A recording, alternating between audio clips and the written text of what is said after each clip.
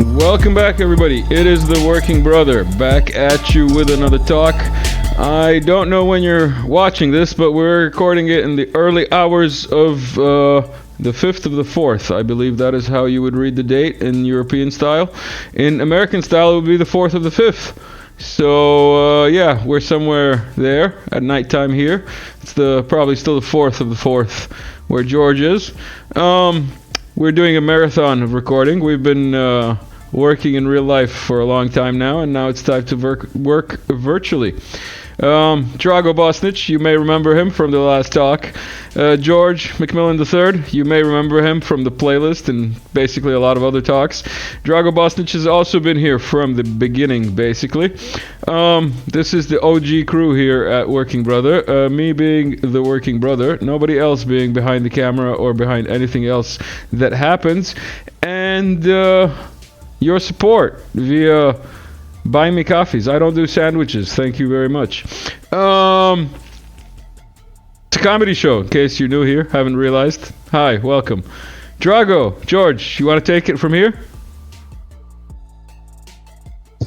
Go ahead.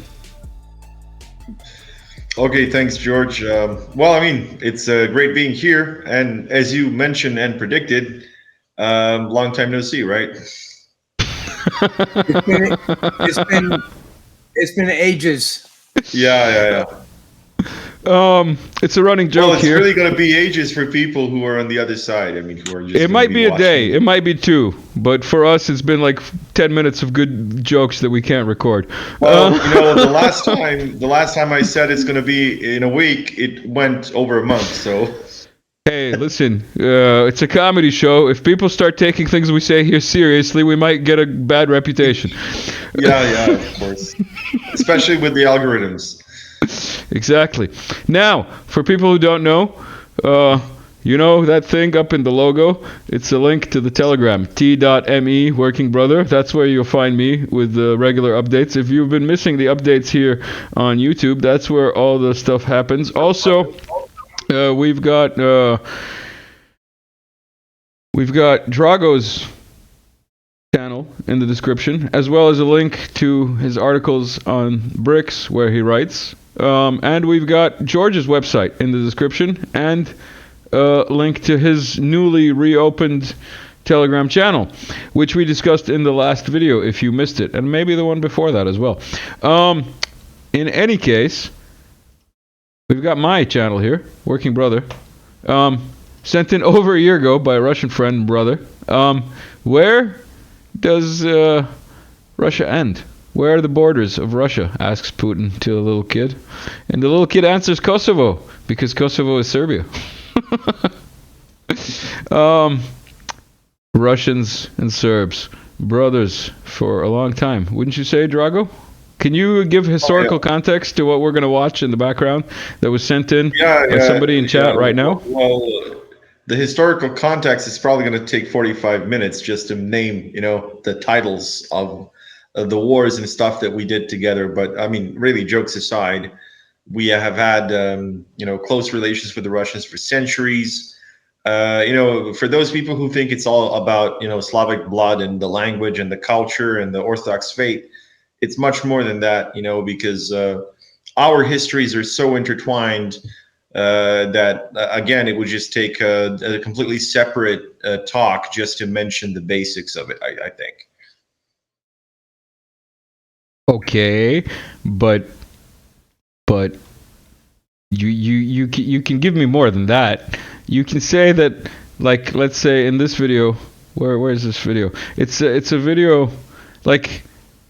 Because the history is very, how should I say, multifaceted, and we have a similar language as well. This was just shared in chat. Let me see by who actually, or I'll let it play in the background. And it's basically a Serb and a Russian coming across each other.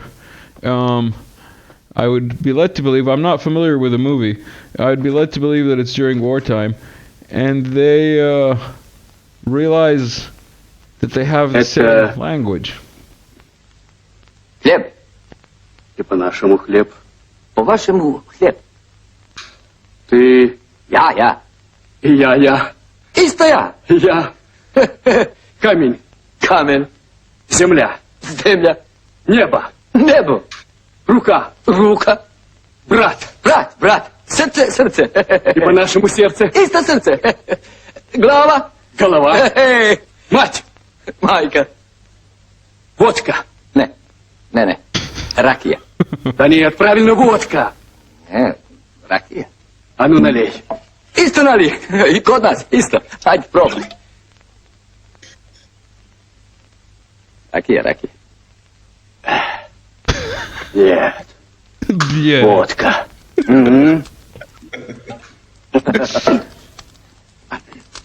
Well, the only thing I would disagree with is mixing up rakia and vodka because they're very different. I would say. Yeah, you wouldn't want to mix them. George, Right. which do you prefer? You've tried both, and you're not a Serb, so you're less biased. Let's put it that way. Oh, I mean, it's vodka's more universal. You put it in more drinks, but I mean, rakia. Yeah, but like dry. Like, which would you rather have dry? That's the question. Well, then rakia. I mean, it's fruit of the vine there. That is a good way to put it. It is fruit of the wine. You got to throw that in a mixer, kind of. It doesn't really lend itself to to me anyway, of straight drinking it. I mean, rakia, you actually sit down and have your little, You enjoy it. sips of it. Yeah. I want to remind everybody that this channel is not eligible for monetization, just while we're on I it. told everybody, I went to Skopje to have like the best rakia.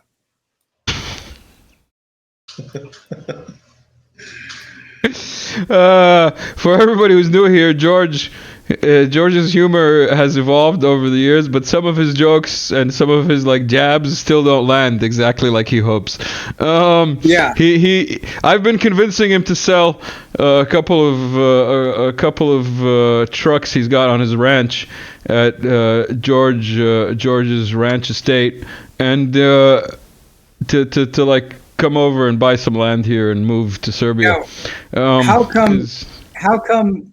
Okay, Serbia is still strongly tied to Russia, but okay, Romania, that's got its own history because of the Romans, obviously.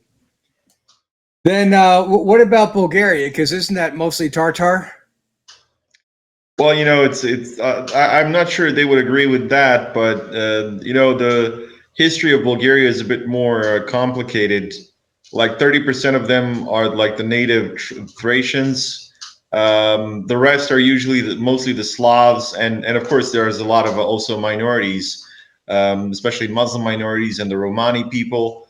But of course the name of Bulgaria, and of course the history of the ancient or Proto-Bulgarians is connected to the Tatars because they are a Turkic tribe. But the point is, there were so few of them, just like in the case of France, that they just gave the name to the country and the people. But the majority of the people were a mix of Slavs and the Balkan nations, Balkan tribes, especially the Thracians. So they're not really Tartars, but they do have some connections with them. George, okay. did you like his deflection? You were trying to be racist, and he was like, "We will have no racism here." No. I mean, he was like Neo in the Matrix. Migrate different directions. Then you have that whole Black Sea area that was, Ottoman Empire for a while, and different Turkic movements, and again the Khazarians moving around in that area. You have so many confluences, and then the Romans in Romania, obviously, and it's just a different mix. So you get different, instead of having a Slavic wall of people, you have, and then you get the Magyars coming in from the Asian steppes too. You have different pockets of people, and the Slavic groups are kind of mixed up geographically. So how did the Serbs here stay connected to the Russians? Because not even all of Ukraine did. Well, the Slavic peoples are, technically the Poles are Slavic, but they can't stand each other. And It's a very They're all complicated. Serbs. Yeah, They're all lost Serbs, George. All the way from Ireland, all the way from Ireland down to Turkey. They're all lost Serbs, George. They're just forgotten. If you look at for those who don't know, if you look at for example, the Hungarians and the Romanians, there's a lot of Slavic heritage among them. I think the latest genetic studies have shown that around 50% to 70%, depends on the source, of Hungarians are actually of Slavic origin, and there are also similar percentages for the Romanians. And if you look at the toponyms or the names of the places and cities and towns and villages in, for instance, both Romania and Hungary, you will often find Slavic roots of these names, despite the fact that these people are no longer Slavs. For instance, the names such as Bistrica, for example, you can find it in Romania. It means like clear water in Slavic languages. It doesn't mean anything in Romanian. Or the lake Balaton in Hungary, which comes from Slavic blato, which means mud.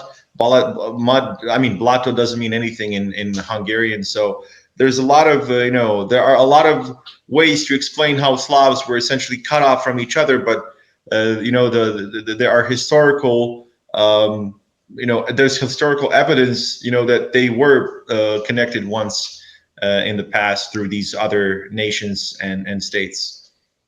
Listen, guys, we recorded 2 talks already. Drago, you were there for half of the first one, so we'll say 1.5 for you. And so that's like 1.5 talks, and we've gotten through 3 or 4 articles. And even for our standards, that's like terrible. That's really, really bad. We should really try and focus a little more on the comedic aspect and the scheduled jokes. I'll go fast.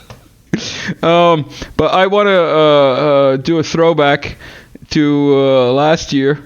Was it last year? It was last year when you and I, or the working brother, was on a hiatus for a very different reason, and National Meme Coordination Body came out with this meme, so that was fun. Thank you, National Meme Coordination Body, for all the support and sharing and all that good stuff. Now, to business. Drago came to visit Belgrade, and in Belgrade he hosted Mr. Michel Chossudovsky.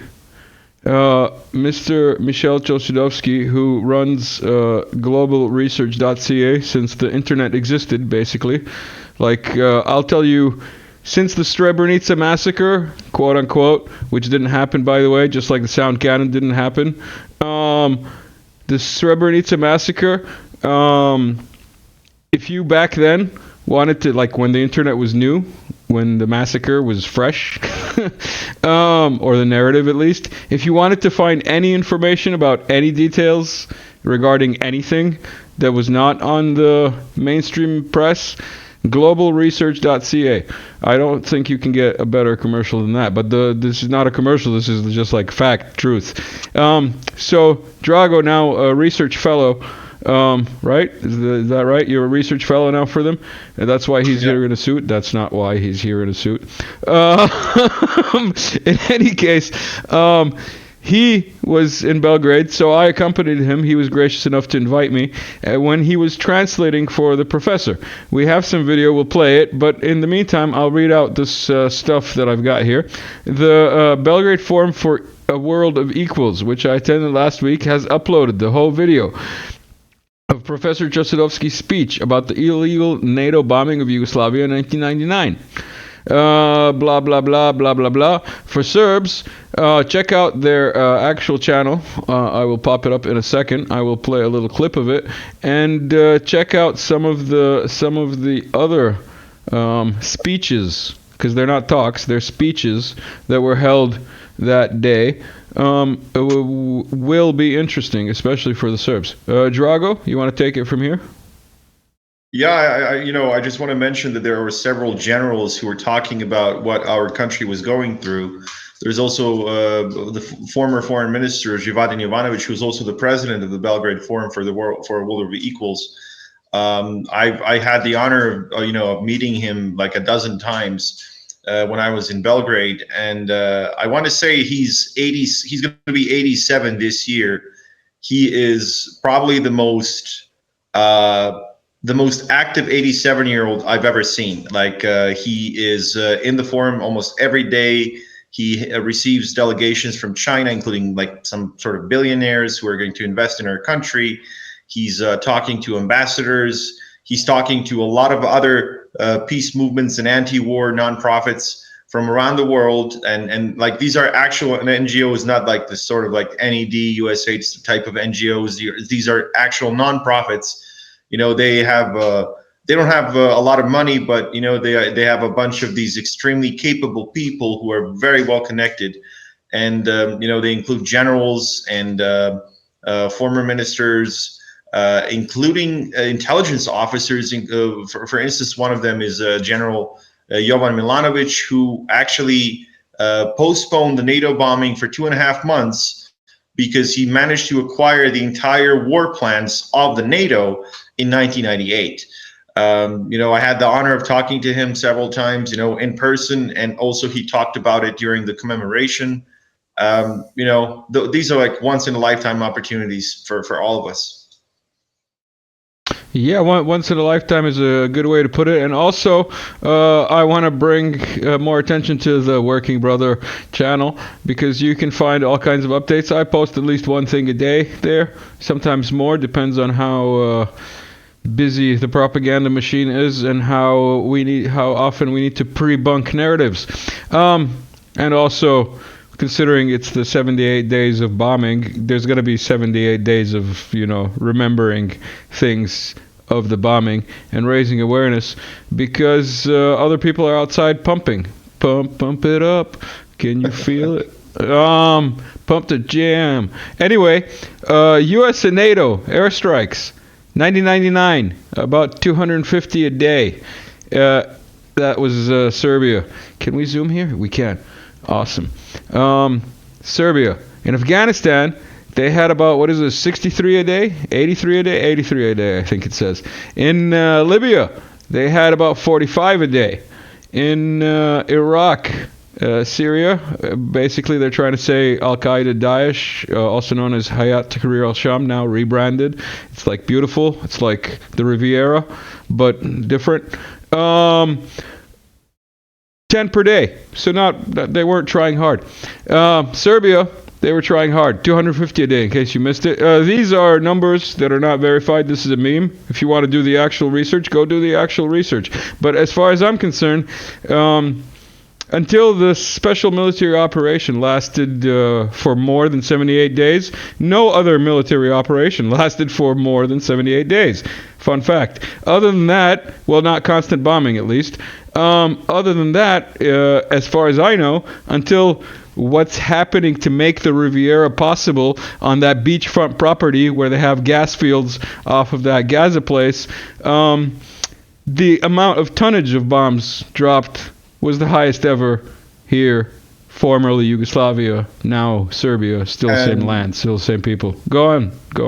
Yeah, I just wanted to say that, you know, despite the number of bombs that they dropped, militarily speaking, NATO was extremely unsuccessful in military terms, as I said, bombing Yugoslav forces, or Serbian forces actually at the time.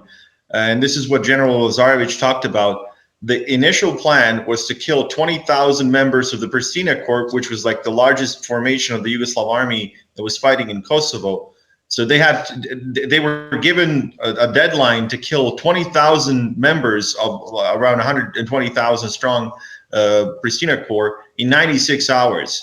After 78 days of bombing, the entire Yugoslav army suffered 1,000 casualties, around 1,100 casualties, and most of those, around 700, were actually killed fighting the KLA terrorists in Kosovo. So the actual bombs killed around 400 members of the Serbian security forces, including military and police. So that was atrocious.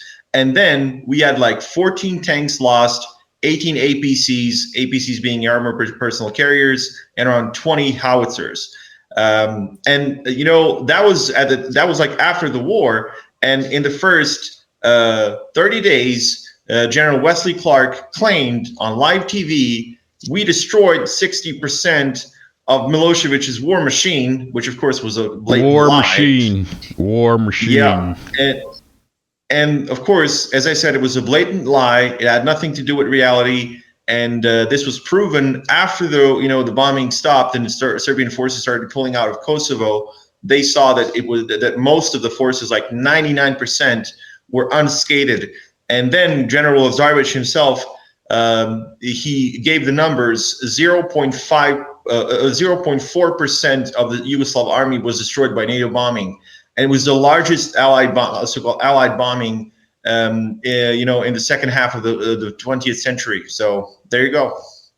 Yeah, well, I've been going around Cambodia and Laos where they bombed the Ho Chi Minh Trail, and it obviously did not stop Ho Chi Minh. So the percentages are about the same, and that's the most bombed place on earth. Yeah, way more than and it didn't slow them down at all. Exactly. What can I say? Conspiracy theories and really bad jokes. Now we're gonna turn to current events and remind everybody, because they might have missed the last episode. Did you hear about the swamp? The NATO versus swamp, where 3 killed in action, 1 missing, since then found dead. And NATO suffered like 4 losses, and the Lithuanians won. So yeah, about NATO and bombing and so on and efficiency. How many civilians did they kill? Do we know? We don't. But also, more importantly, about 46,000 were killed and at least 12,000 were wounded. But these were the direct casualties. The biggest problem came after the war, because NATO used a lot of these depleted uranium munitions, which essentially act like nuclear or low-intensity nuclear and chemical weapons, which cause a spike in the number of cancer cases. And if we count those, then the victims are counted in tens of thousands, like 50,000 upwards. Yeah, I was trying to make a joke, but the point is, we like, I can't remember whether it was somewhere early in my recordings here on Working Brother Talks, or when I was a guest maybe on the XF live stream with the florist, but it's possible that there's a recording somewhere of me saying it, that basically at the beginning of the special military operation, that discussing all kinds of numbers of as far as casualties is pointless, because as you pointed out in the case of the bombing in '99, we were like, I was watching this develop live, on international, like from an international perspective, living in Kuwait, watching Serbian Yugoslav satellite TV, analog satellite, if you people remember that, and watching BBC, CNN, etc. as the only alternative to the Serbian propaganda, and then as you described, the Serbian army pulled out of Kosovo with more tanks than the NATO thought they had altogether, plus minus what they had already destroyed, and everybody was left going, huh? So, like, I learned that when I was like, 14, 15, 16 maybe? So, when that happens to you, start to not trust all narratives. George, you wanna chime in? Well, it worked out about as well as all that dumping of the Agent Orange chemicals in Vietnam. It's just the use of chemicals, and then the after effects of using the depleted uranium rounds in Iraq. It not only kills the local civilians, but our soldiers get cancer years later. It's the same stuff. Are you saying Gulf syndrome or whatever could be linked to DU? Gulf War syndrome, I think it's called. Don't be a conspiracy theorist, George. This is a comedy show, not a conspiracy show.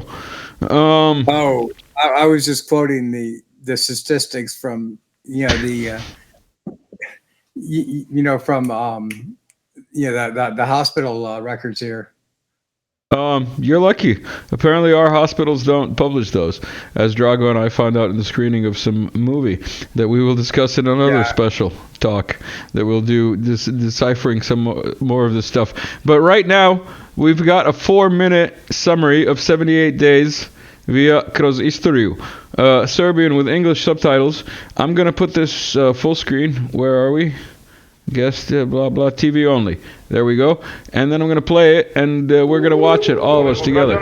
Da smireno, polagano ponovo krenu u svojih stolišta, da ponesu potrebne stvari i da pođu zaklone.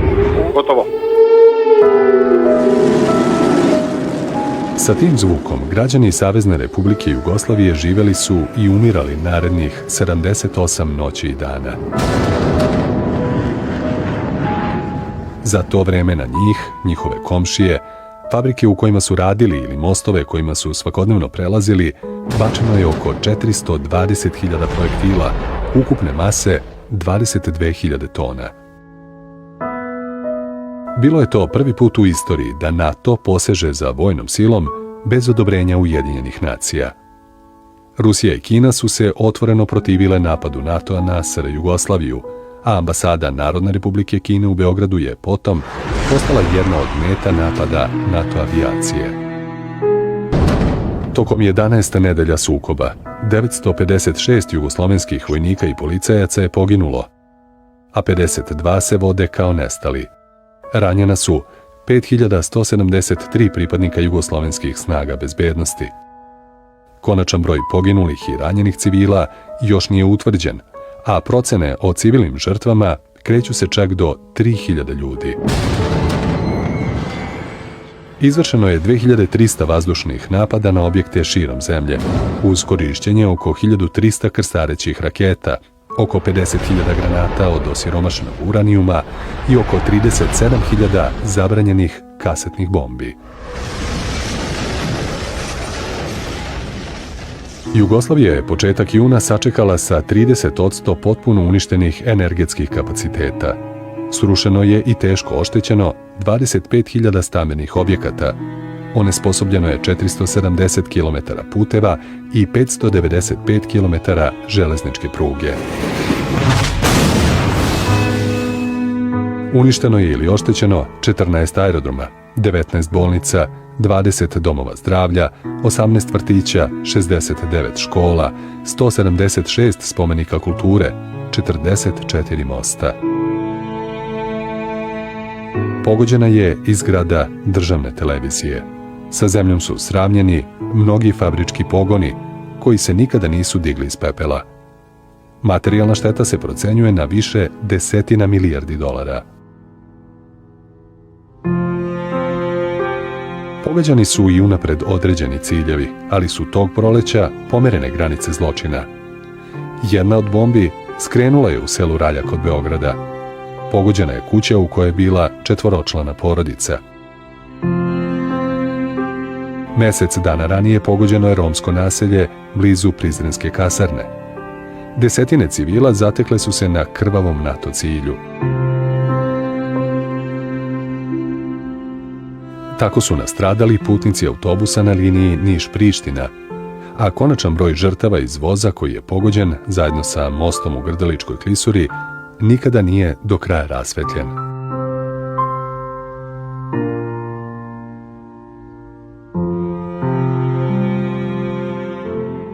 Bombe koje su pogodile Nišku pijacu ubile su i trudnicu Ljiljanu Spasić. Simbol stradanja najnevinijih je 3-godišnja Milica Rakić. U ovom ratu ubijeno je 79 dece, od kojih je najmlađi 2-godišnji Marko Simić ubijen u Novom Pazaru u očevom naručju.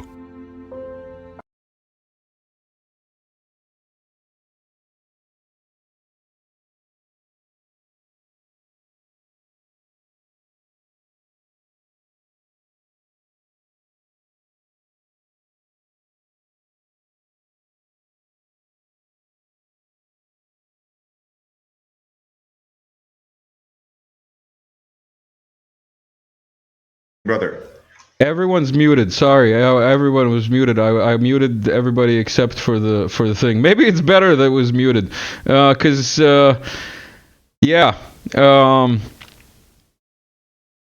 that was heavy, but not heavy enough for people to remember, especially those people who pump it up. That's why I was pumping it up, because Yeah, that might have been inappropriate, but still needs to be drawn attention to because these people are here on their balconies, clamping their their Jihao Chinese, pots and pans COVID stuff, instead of let's say, bringing memory to the people who died during the bombing by the people that they're doing a bicycle tour to. Drago, George, do you have any take on what we just watched? George, you want to go first? Oh, I just think that those people out there pumping it up are just they're just so historically dumb. More about the video we just watched with the 4 minutes of summary of 78 days of the illegal NATO bombing of Yugoslavia and DU, and like that's kind of what I was hoping for a reaction to. No? George? Yeah, I shouldn't comment.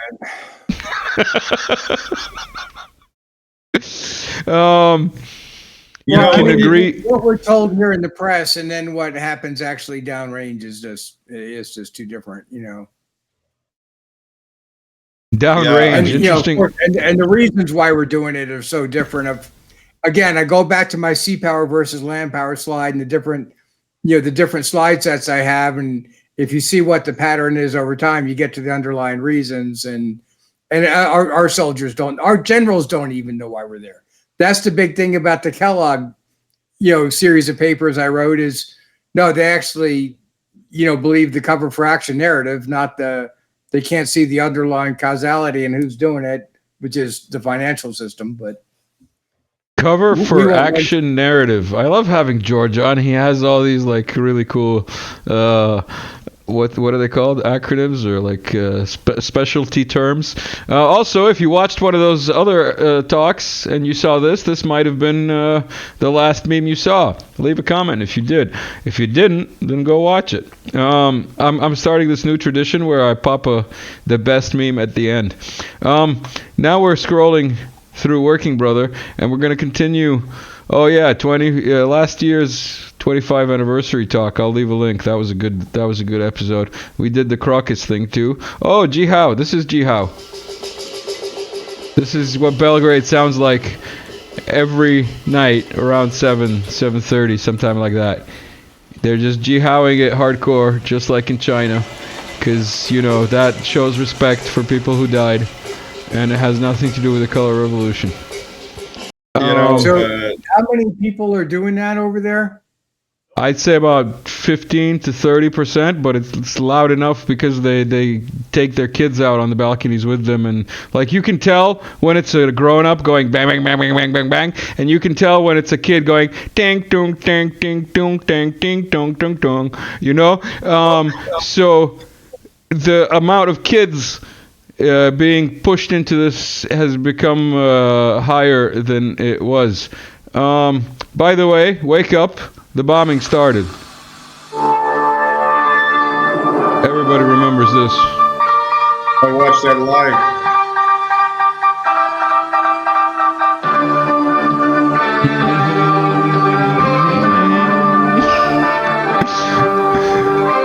Yeah. Who knew? Poštovani gledalci, dobro večer. Neprijateljski avioni agresorskih NATO snaga oko 20 časova izvršili su prve raketne napade na našu zemlju. Avijacija NATO je večeras u prvom talasu agresije na našu zemlju gađala ciljeve u Prištini, Kuršumliji, Užicu, Danilovgradu, Novom Sadu, Pančevu i Podgorici, nezvanično saznatanju od vojnih vlasti. Prilikom napada korišteni su vazdušni prostori Hrvatske, Mađarske. Yeah, you get the idea. Sober report. Then we've got this. We already did a feature of that. We already did a feature of that. We already did that meme. More Serbia content filed under Real Heroes. Do you want to tell us about Zoran Radosavljević, the pilot? Drago? Yeah, I mean, I don't know where to start, because we had a bunch of these pilots who went to certain death knowing that, they are outnumbered like 30 or 50 or 100 to 1. Because we had only like half a dozen of these working MiG-29s, and NATO sent hundreds of F-16s, F-15s, and these other support jets that made their job much easier. I just want to outline what he's saying and paraphrase / quote one of the generals, because he was saying that basically the odds were not stacked 600 to 1 against, they were stacked infinity to 1, because the NATO, quote unquote, or mostly Americans, sorry George, came in with how should I say 400 300 aircraft, and then they doubled it, and then they doubled it again. So like in the end they had like 1,200 aircraft in the skies above Serbia and the like region, you can say. But yeah, sorry to interject, go on Drago. Yeah, like there were approximately 1,100 aircraft and 30 vessels, mostly like submarines that were launching, and also surface combatants that were launching these cruise missiles. I remember actually one flew over my house when I was a kid. So I know how a Tomahawk or a similar cruise missile looks like and sounds like, which is actually the scariest part. So yeah, there were several of these pilots who flew to certain death. As I said, they knew that their chances of going back were, well, I mean, probably like less than 1%. And there were even cases where our air defenses would shoot down our own jets because I think there was at least one case like that, because the air defenses knew that our odds were so overwhelmingly against us that they didn't expect anyone of ours to be in the sky. And this shows just how heroic our pilots were. And by the way, I just also want to point out there were pilots who died trying to bomb the KLA, flying over Kosovo. They were flying low to avoid NATO fighter jets. They knew that this was a high risk mission, because they could be shot down from the ground, because they were flying low, or they could be shot down from the sky if NATO radars picked them up. So these people, and of course there are thousands of them or tens of thousands of them. The way that they risk their lives, or life-threatening or life-altering injuries, they're the true heroes. Unfortunately, because of the pumpers from the year 2000, they never got the place in the society that they deserve. Oh yeah, the pumpers of the year 2000, also known as the original Otpor, with that guy with the weird last name that makes him sound holy. Where is my tab with Professor Chosudovsky? No, that's the other guy who doesn't deserve to be mentioned even. We will save that for another episode. Let's have a little clip of Professor Chosudovsky giving a speech in Drago. What did we find out it was called? Not simultaneous, but consecutive... consecutive translation. Oh, no, consecutive interpretation. Interpretation. There you go. Drago was doing consecutive interpretation into Serbian from English, obviously, for the first time in his life. So let's have a little look at that. TV only. There we go. And his health has deteriorated. Now, the reason why his health has deteriorated is because the court denied him medical attention. A razlog zašto mu je zdravstveno stanje se pogoršalo je to što je sud odbio da mu pruži zdravstvenu zaštitu.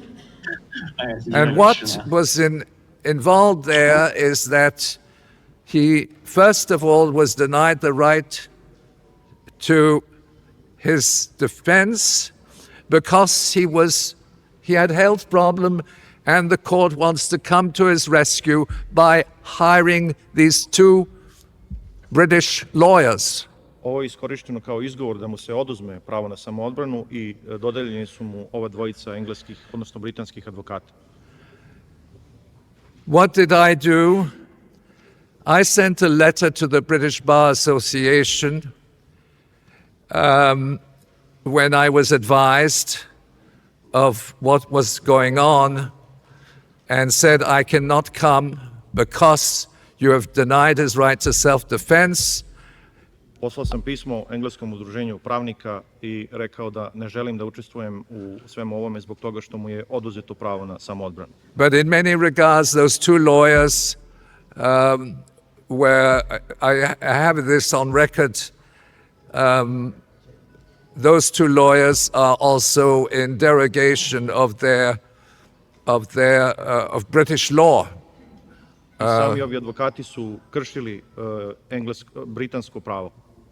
Now, of course, that was only the beginning. The denial of his right to self-defense, the appointment of two lawyers by the court and not by him, and then to act on his behalf. And then the next stage was, of course, the assassination of Milosevic. And Sljedeća faza je bilo njegovo ubistvo nakon što su mu onemogućili odbranu i dodelili advokate koji su bili njihovi saradnici. Last week I just want to pause there. Drago, people who speak both Serbian and English will notice that there are a few differences in the transliteration, or not transliteration, what do we say it was called? Interpretation. That's why it's called interpreting. And he was doing a very good job. By the way, good job to the professor also, who will probably be watching this video. Hi, professor. Good to meet you. I've got your bag. Look, Chinese propaganda certified. Yeah. So, oh, hold on, Drago. You're muted. Now you're, because I was getting feedback when I was playing the video, so I muted you. Go on. Yeah, I just wanted to say, like, I had to shorten what he was saying because we had a very limited time because all the speakers had like around 30 minutes. And because I was translating or interpreting what he was saying, we had essentially, I had like 10 minutes to translate what he was saying, and he had like 20 minutes of speaking. Sometimes he would repeat himself because he wanted to point out, the importance of what he was saying and what was happening to Milosevic. And, for those people who don't know English, I just had to, shorten the whole point and just say, the most important things that he was saying. Basically, I just wanted to give you a pat on the back, and I will make another award for you.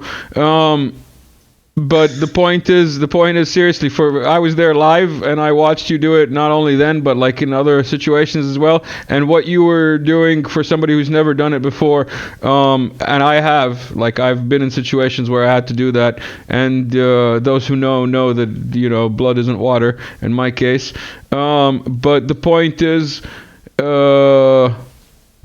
yeah, good job, man. Seriously, pat yourself on the back. That's excellent. And I highly recommend... one second, let me just finish. I highly recommend everyone go check out that link. I will leave it as the top link under this video, and maybe even pin it in a comment.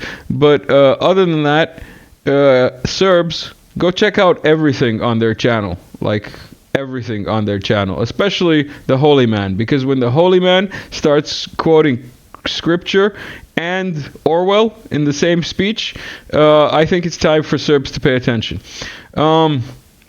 Yeah, I just wanted to say, because while I was in Belgrade and we were doing all these interpretations, I always had respect for, people who were interpreters and translators.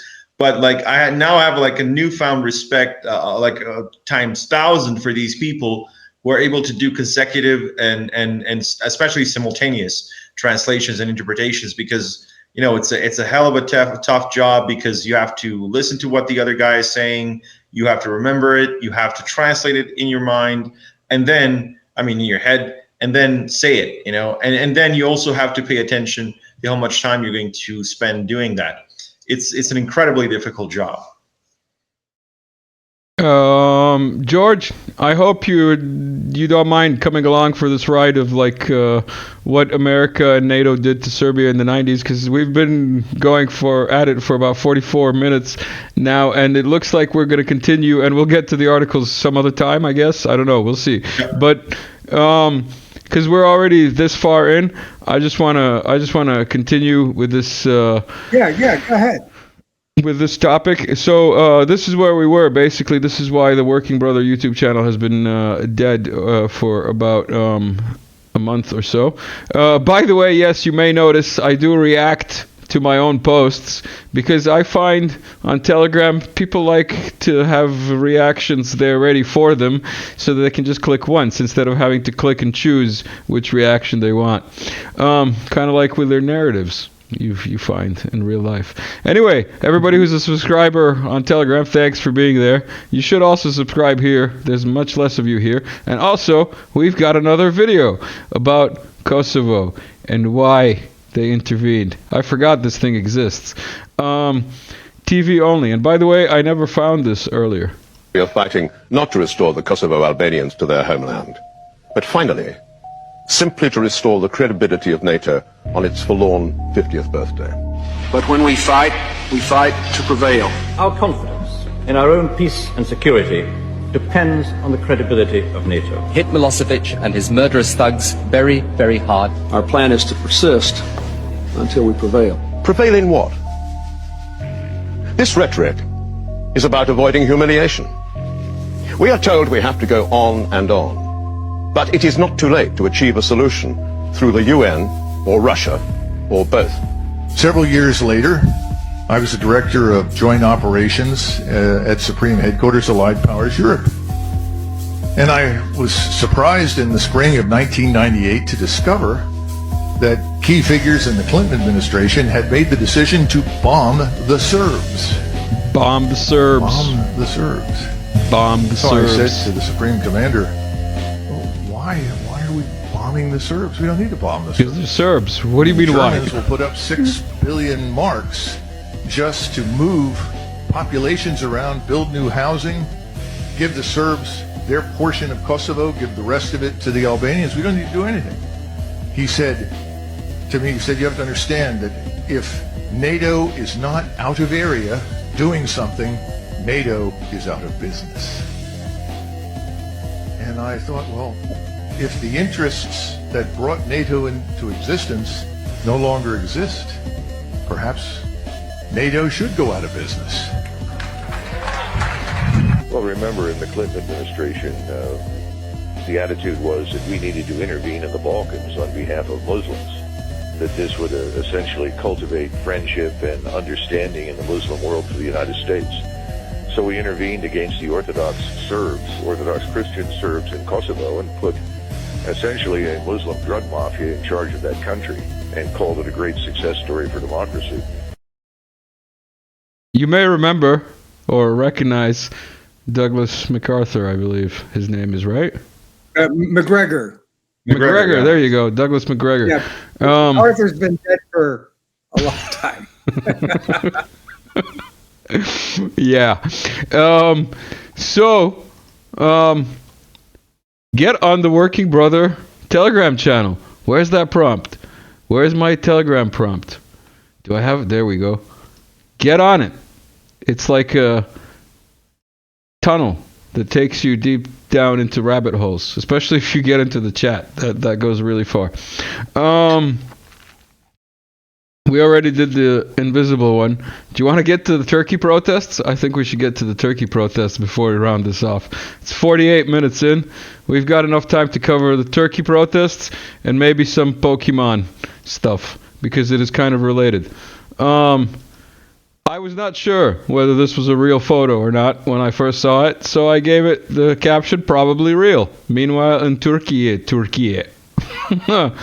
At least the protesters here aren't that much of a caricature of themselves.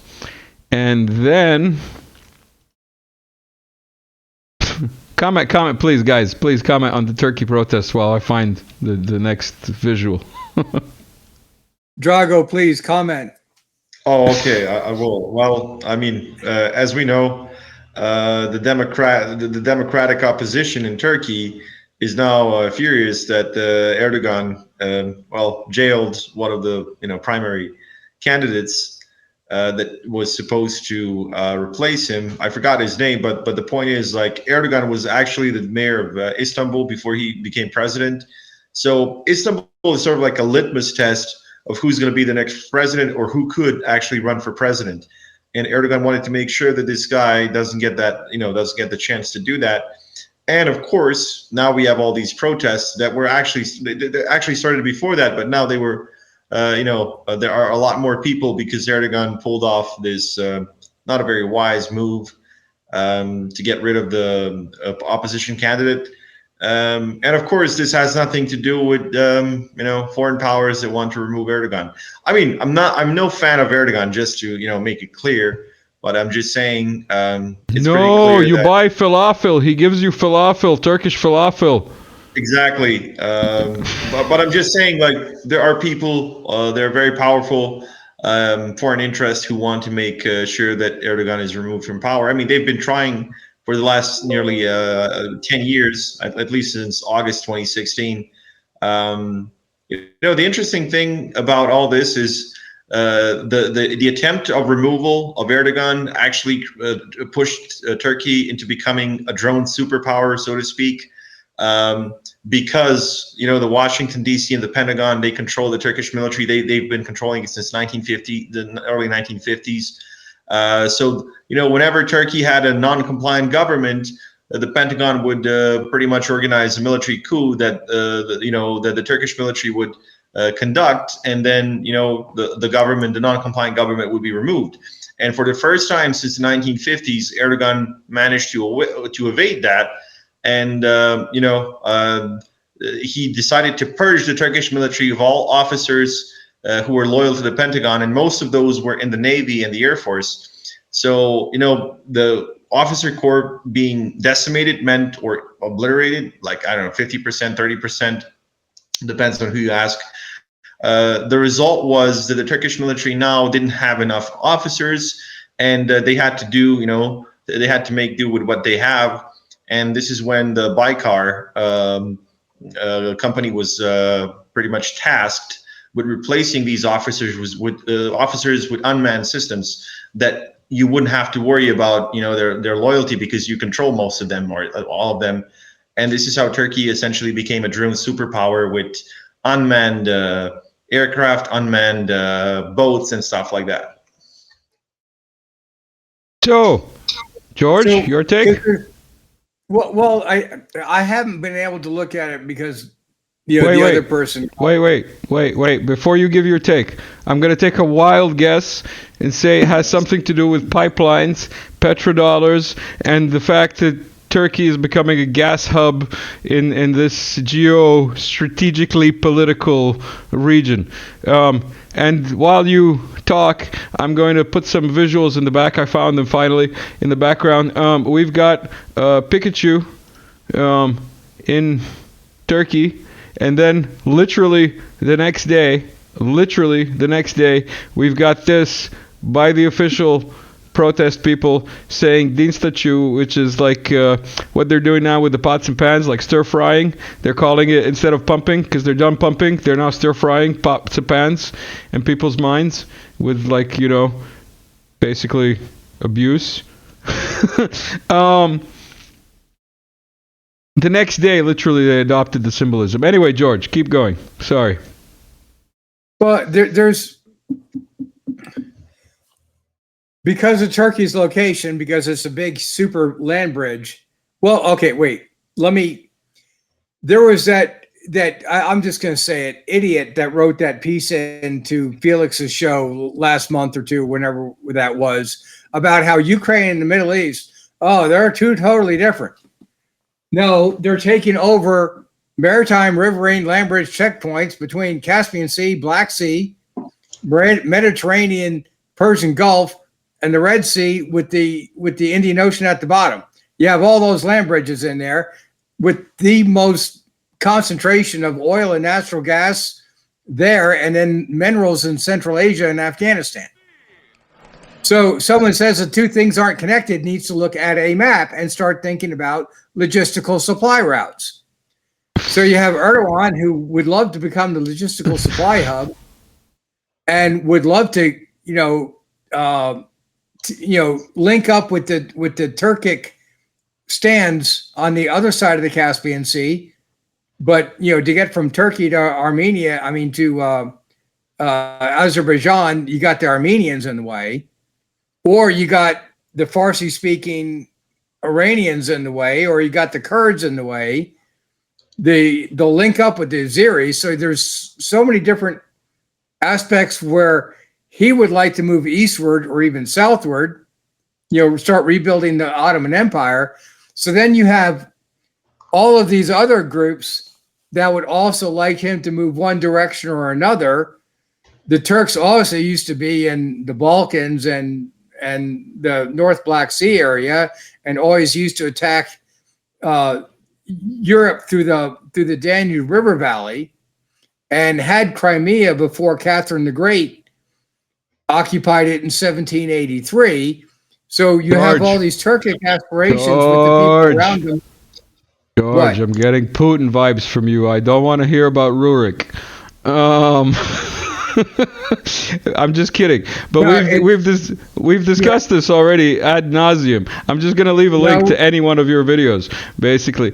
But I see what you're getting at. But I just wanted to get the parallels of why Turkey is also being turned up to 11, while Serbia, Hungary, Slovakia, and now also Macedonia are being turned up to 12. Yeah. But you shouldn't stop me, because Americans know none of this. Americans know none of this. You have so many outside actors operating on Turkey. George playlist, yeah. Link here.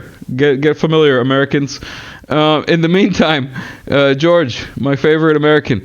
Well, I can't actually say that you're my favorite American. That would probably be a lie. Well, Michael De La Brock's your favorite Brit, so I'll be okay. No, definitely not. I'm not even sure he's a Brit. Anyway, where are we now? And by the way, Michael, hi. If you're here or anybody related to Michael, send him a video. Send him this video and tell him to come on. He's been invited multiple times, included through George.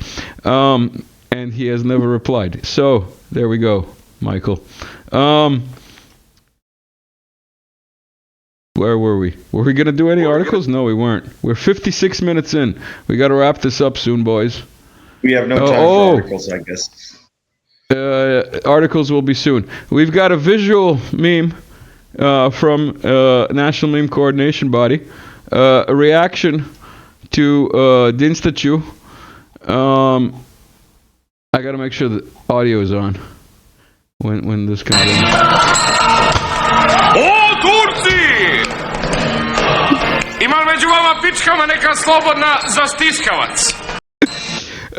This doesn't need translation. The Serbs will get it. Everybody else should go watch that movie. Drago, you want to give us? You're the Serbian movie expert. What movie is that, and why should people watch it? I'm by no means a Serbian movie expert. Between you and me, you are definitely. I think that's underground. Yeah, I mean, we have a lot of these satirical takes on the Serbian history, and Nikola Kojo, the guy that you just showed, he's quite adept at playing the parts of these Serbian heroic figures from the past, and then ridiculing him essentially. I'm not a big fan of him, just to make it clear, because he's a liberal and probably a pumper, I would say. But still, besides that, he's a great actor, but not much more than that. Yeah. After all the pumpers are being led by the theater school, so nothing there surprises me. It's a performance. Oh, by the way, did I tell you that no sound cannon thing happened? Leave a comment if you think a sound cannon thing happened and you think it's worth discussing. Leave a comment. I dare you. Also, we've got something else here from the Telegram channel. This is fresh. It recorded out soon. I made a meme of us already and posted it. And it got many reactions and views and likes and stuff. People are excited. And I'm excited to be back.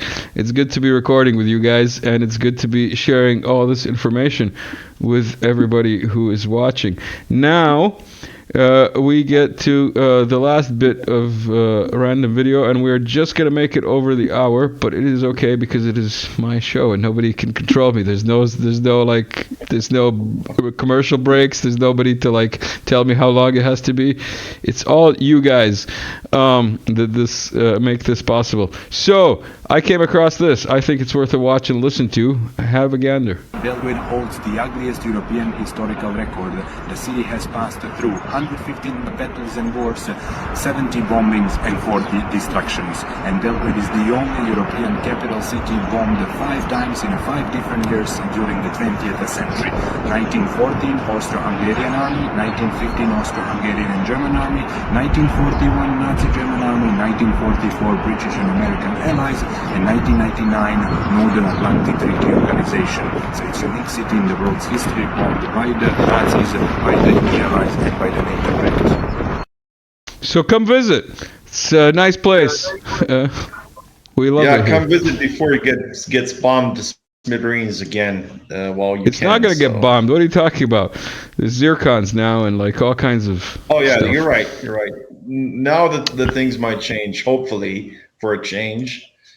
Things are more multipolar now. Yeah. George, did you know that about Belgrade? No, not really. No. We really don't. I mean, in America, we don't really. I didn't take a course on Eastern European history till university, and then I didn't get it. YouTube. I've been watching history of whatever for the last couple of decades like crazy. I find it fascinating. But, Serbia is kind of left out. I mean, we're very Anglo-centric. Hey, over here. I went to British and American schools as a kid, so I feel your pain. My British education was almost as bad as my American education. I learned more on, especially with regards to history. I learned more on history after YouTube was invented, and when people started, history professors and enthusiasts started, posting talking stuff, about and it. you get to watch Yep. it. And I just want to draw a little bit more attention to the topic du jour, which is the protests and the pumpers. So this was posted before the main big protest. These are comments, screenshots, lots of them. You can find the original posts with National Meme Coordination Body. Declaring that the end is when we say it is the end. So there's no protests, there's no demands, there's no goal other than they want control. What does that sound like to you politically? What kind of ideology would you... Democracy, man. yeah, that's what you call it.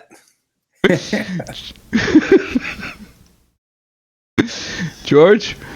Democracy, huh? All right. Yeah. We've got one more. This was also shared. I believe this might have been after the biggest protest ever in Serbian history. Mossad confirmed 6 million. If you say there's less than 6 million, you are an anti-Semite. As you will see, I've been telling everyone on Instagram they are anti-Semites for thinking that less than 6 million Serbs came to this protest. And who are they? They're the students. What do they want? They want to change the system. And what do you want to change it with? Who gives a shit? Just pump it. Pump it up. Anything to say, guys? As I pump this up? Well, I forgot to say it's freedom and democracy. It's not just democracy. You have to add freedom to it. Well, and human rights. Yeah. Has nothing to do with oil or minerals or Rio Tinto. Or pipeline routes. Or pipeline routes, yeah. Definitely not.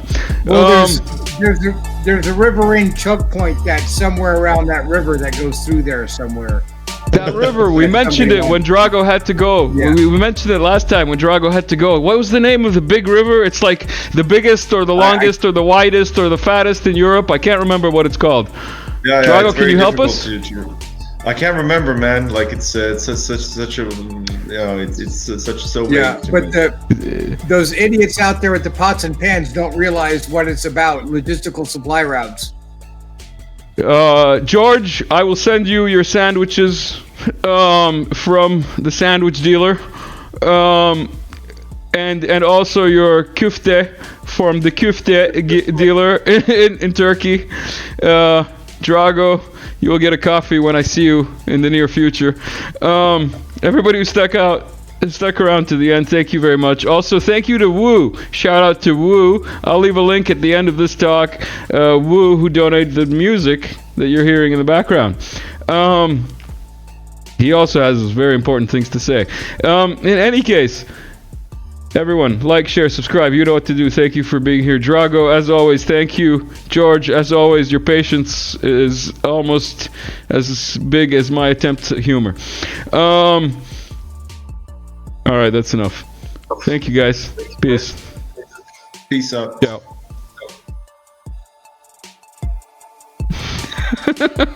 Nothing to do with oil.